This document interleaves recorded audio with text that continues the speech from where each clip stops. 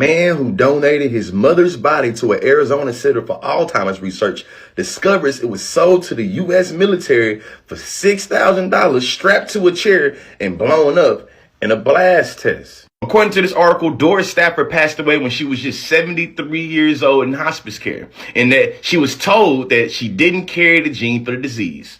We know that the medical officials feared the condition may have mutated and hoped to study her brain after her death because they want to further the investigation to understand the uniqueness of how she's positioned within having Alzheimer's.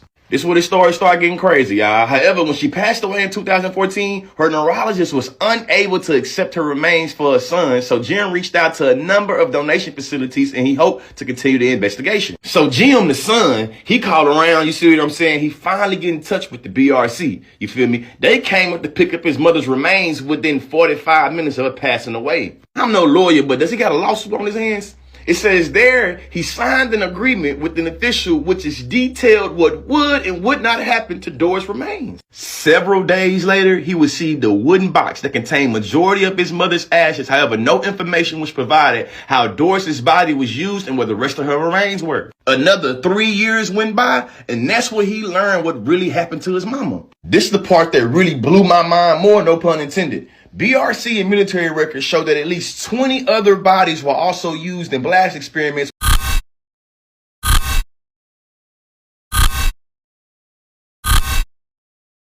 All right, so this is August 1st of 2019. That's how long ago this happened. So a man was suing the body donation company after his mother's corpse was used for bomb testing. An Arizona man is suing a body donation company for selling his mother's body to the military for blast testing. Jim Stafford believed his mother's body would be used for medical research. Instead, it was used to test bomb impact. More than 5 years ago, Stafford's mother, Doris, died in hospice care after suffering Alzheimer's. Stafford donated his mother's body to Biological Resource Center, otherwise known as BRC, hoping it would be used for Alzheimer's research, according to Rutgers. Years later, a reporter from Rutgers contacted Stafford with some shocking news. In 2016, Rutgers found more than 20 dead bodies donated to an Arizona broker were actually used in U.S. Army blast experiments. This was without the consent of the deceased or next of kin, and for some it was done against families' objections. Some families did not learn about these experiments from the Army, but rather Rutgers. Such was the case of Stafford, who has since joined 32 other people suing BRC. Stafford learned from Rutgers that his mother's body was used in an Army experiment measuring the damage caused by roadside bombs. Doing this without permission of donors or relatives is a violation of U.S. Army policy, Rutgers reports. BRC sold donated bodies like Doris Stafford's for $5,893 each. BRC is no longer in business, but over a decade, they were able to sell more than 20,000 parts from about 5,000 human bodies, according to Rutgers.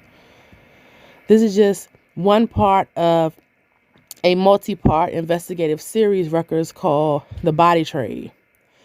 When the body is donated, few states provide rules governing dismemberment or use, or offer any rights to the donor's next of kin.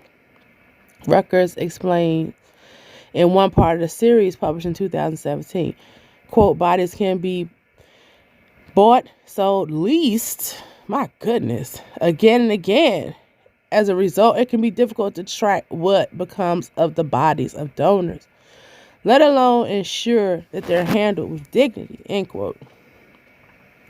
Now Stafford is one of many suing BRC and its owner, Stephen Gore, who pleaded guilty to illegal control of an enterprise. He was sentenced to 1 year of deferred jail time and 4 years of probation, according to KTVK. The civil suit filed this week revealed disturbing new details about a 2014 FBI raid at the facility.